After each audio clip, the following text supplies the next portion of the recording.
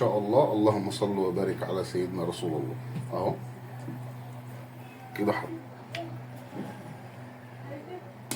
زي ما انتم شايفين اهو. الناس هتقول لك رز ابيض، انا بحب الرز الكريستال او الرز حبايه وحبايه عادي، يعني كلها اذواق. اللي عايز ياكل اي نوع رز مع اللحمه دي مفيش اي مشكله خالص. بسم الله الرحمن الرحيم. وهنبدا معاكم النهارده زي ما انتم شايفين. احنا هنعمل معاكم حته لحمه، مش عايز اقول لكم حته اللحمه دي عامله ازاي. ده طبعا عرق فليتو ويعتبر انضف حته لحمه في العجل. زي ما انتم شايفين النهارده هنعملها معاكم بالصوص البراون. اول حاجه هنتبل اللحمه دي، ما بتحتاجش بهارات كتير ولا بتحتاج شغل كتير. اول حاجه هناخد شويه ملح زي كده، شويه ملح اهو، خلصانه كده، خلصنا من الملح. شويه فلفل اسود ده قبل ما نشتغل في اللحم، وشويه بهارات مشكله طبعا اللي هم السبع بهارات. طبعا السبع بهارات او البهارات المشكله او بهارات اللحمه بيبقى فيها كل شيء. طبعا هنضيف شويه كزبره خفاف كده اهو، خلاص. وناخدها على الجنب التاني زي ما انتم شايفين كده، هنقلبها اهو. وكده يعتبر احنا تبلنا اللحمه بتاعتنا. طبعا اللحمه اللي هي الفيليتو دي ما بتتسلقش، ليه؟ لانها ما بتاخدش سوا على النار، وهي اكتر لحمه حته دي اللحمه اللي بتتسمى بيف فيليه بالصوص البراون مع الكريمه اللباني اهو. او ممكن نعملها ورقه لحمه تمشي معانا برضه. كده احنا خلصنا تبلنا اللحمه بتاعتنا. كده هنروح على النار بتاعتنا، وبكده بعد ما حطينا معلقه سمنه او معلقه زبده هنبدا ننزل باللحمه، نديها الصدمه او نقفل المسام بتاعتها زي ما انتم متعودين معانا. بس مش هنكتر اللحمه في الطاسه بتاعتنا عشان ما تجيبش ايه، ما تجيبش ميه. بسم الله. طبعا لو عايزين تبطوها يعني تخلوها يعني تدوقوها اقل من كده مفيش مشكله، عايزين تسووها على الوضع ده مفيش مشكله، هي كده في كلا الحالات ما بتاخدش وقت. طب زي ما انتم شايفين اللون الاحمر اللي انتم شايفينه معانا ده، هو ده اللون اللي احنا محتاجينه بالظبط اهو. حاجه بسم الله ما شاء الله.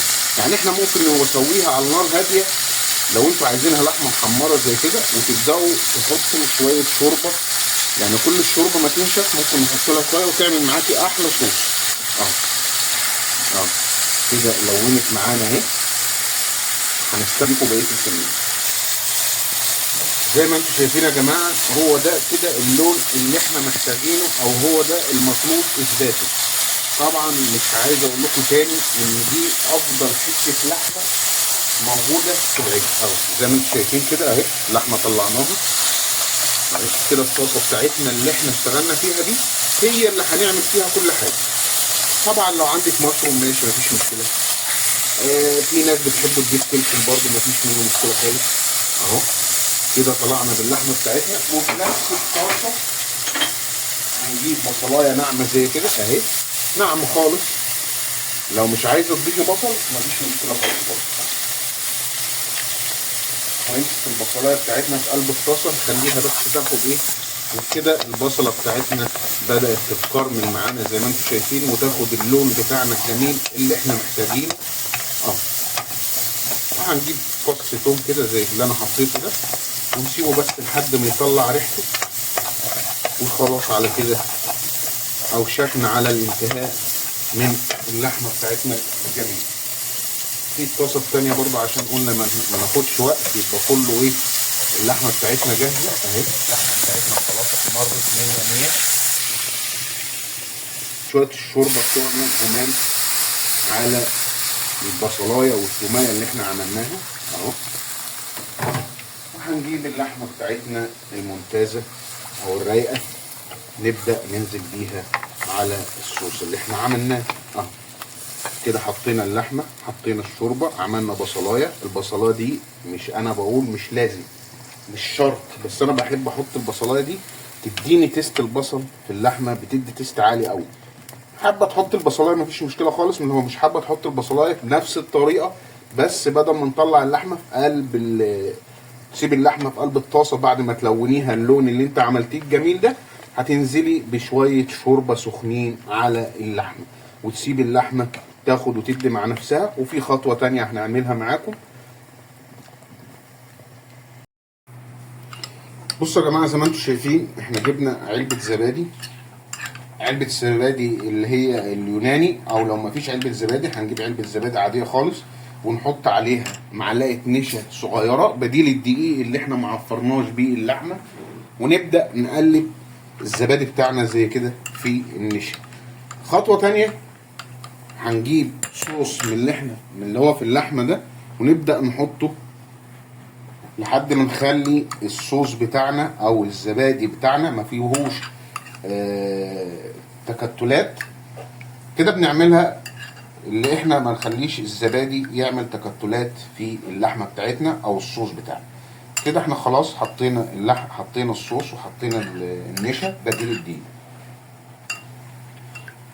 كده هنفصل. كده زي ما انتم شايفين عصرنا نص ليمونه عشان ده مش زبادي فيه اي مواد حامضه.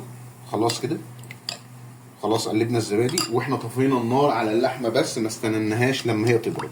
خلاص هنروح بالنشا بتاعنا بالزبادي بتاعنا ونحطه في قلب الصوص. حطينا الزبادي بتاعنا مع النشا، شايفين ادي لونها غير اهو، وهنسيبها تستوي براحتها. طبعا البهارات اللي احنا حطيناها دي يعني ممكن هي ما تحتاجش لاي بهارات. طبعا لو حابه تحط مشروم، المشروم بيتحط في الخطوه اللي هي بتاعه البصل. وهنسيب نغطي اللحمه بتاعتنا الجميله دي بالصوص بتاعنا الجميل ده، ونسيبها لحد ما تستوي. هي ما بتاخدش من 10 دقايق لربع ساعه سوا.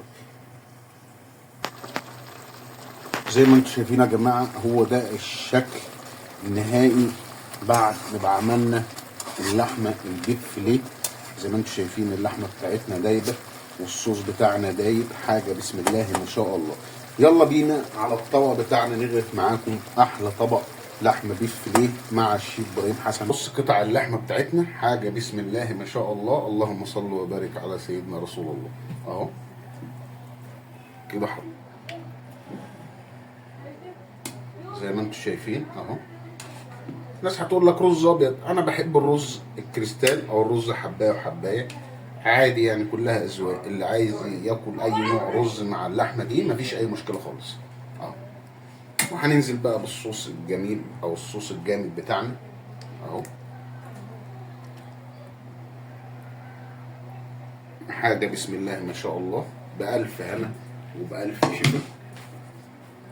طبعا ما تنسوناش في اللايك والشير والاشتراك في القناه، وتفعلوا زر الجرس عشان يوصلكم كل جديد مع الشيف ابراهيم حسن. والسلام عليكم ورحمه الله وبركاته.